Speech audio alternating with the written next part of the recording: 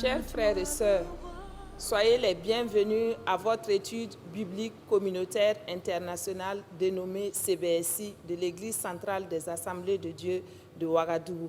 Le passage d'aujourd'hui se situe dans Apocalypse 9, les versets 13 à 21. Et je vous invite à suivre la lecture avec moi.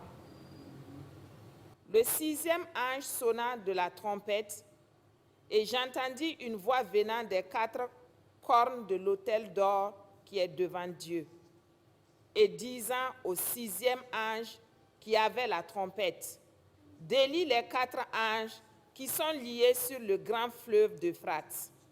Et les quatre anges qui étaient prêts pour l'heure, le jour, le mois et l'année, furent déliés afin qu'ils tuassent le tiers des hommes. Le nombre des cavaliers de l'armée était de 2 myriades de myriades. J'en entendis le nombre. Et ainsi, je vis les chevaux dans la vision, et ceux qui les montaient étaient des cuirasses couleur de feu, d'acinthe et de soufre. Les têtes de chevaux étaient comme des têtes de lions, et de leur bouche il sortait du feu, de la fumée et du soufre. Le tiers des hommes fut tué par ces trois fléaux, par le feu, par la fumée et par le soufre qui sortait de leur bouche. Car le pouvoir des chevaux était dans leur bouche et dans leur queue. Leur queue était semblable à des serpents ayant des têtes, et c'est avec elles qu'ils faisaient du mal. Les autres hommes qui ne furent pas tués par ces fléaux ne se repentirent pas des œuvres de leurs mains, de manière à ne point adorer les démons et les idoles d'or, d'argent, d'airain, de pierre et de bois qui ne peuvent ni voir, ni entendre, ni marcher. Et ils ne se repentirent pas de leur meurtre, ni de leur enchantement, ni de leur impudicité, ni de leur vol. Et le thème qui se dégage de ce passage est l'armée des anges. Nous vous proposons deux réflexions à travers ces deux questions. À votre avis, de qui est la voix qui a donné l'ordre au sixième ange tenant la trompette?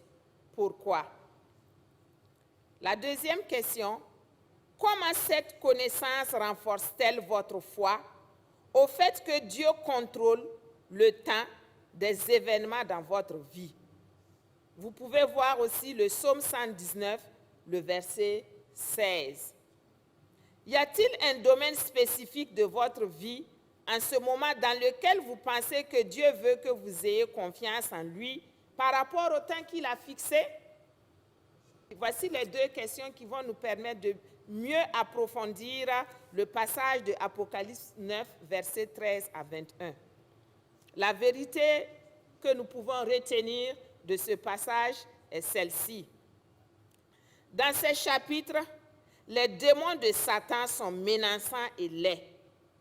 Mais Satan peut aussi se déguiser en ange de lumière, et ses forces démoniaques se déguisent parfois en serviteurs de la justice. Le passage de 2 Corinthiens, le chapitre 11, les versets 14 et 15, nous éclaire par rapport à cela. Nous ne devons pas permettre au père des mensonges de nous piéger dans des tentations séductrices. Nous pouvons nous référer à Jean, chapitre 8, les versets 44. Chaque jour de cette semaine, priez en utilisant les paroles de Jésus dans Matthieu 6, 13. Ne nous induis pas en tentation, mais délivre-nous du malin. Demandez à Dieu de vous rendre attentifs au plan de l'ennemi, afin de pouvoir résister au diable, et il fuira loin de vous, comme nous le dit Jacques, chapitre 4, verset 7. Chers amis, je vous invite à partager cela autour de vous.